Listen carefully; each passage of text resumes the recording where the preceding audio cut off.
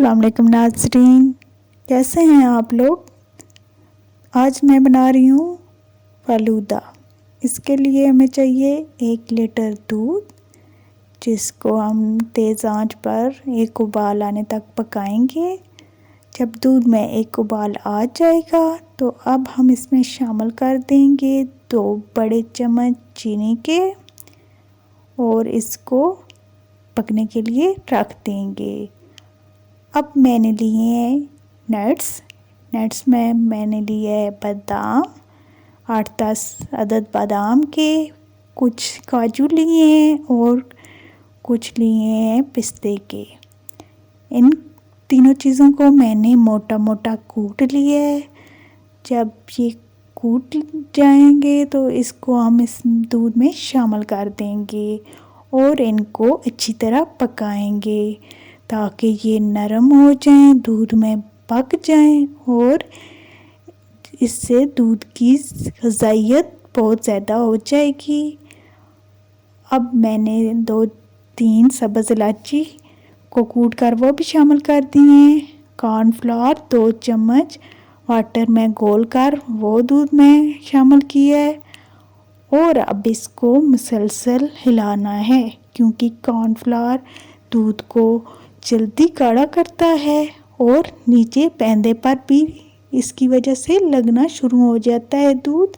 तो अब हम इसको चम्मच से मुसलसल हिलाएंगे ताकि ये पैंदे पर ना लगने पाए।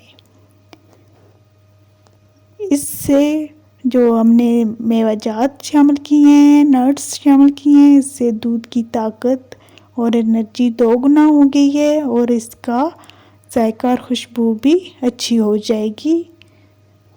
तो अब हम इसको तकरीबन 3 मिनट कॉर्नफ्लोर डालने के बाद मज़ीद पकाना है ताकि कॉर्नफ्लोर का कच्चापन दूर हो जाए, दूध गाढ़ा हो जाए और अच्छी तरह पक जाए।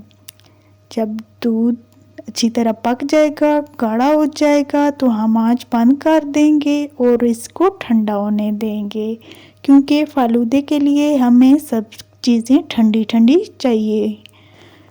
मैंने एक देगची में रंगीन सेवइयां और आधी चम्मच नमक डालकर उनको बॉईल करके ठंडे पानी से गुजार के लैदा रख लिया है।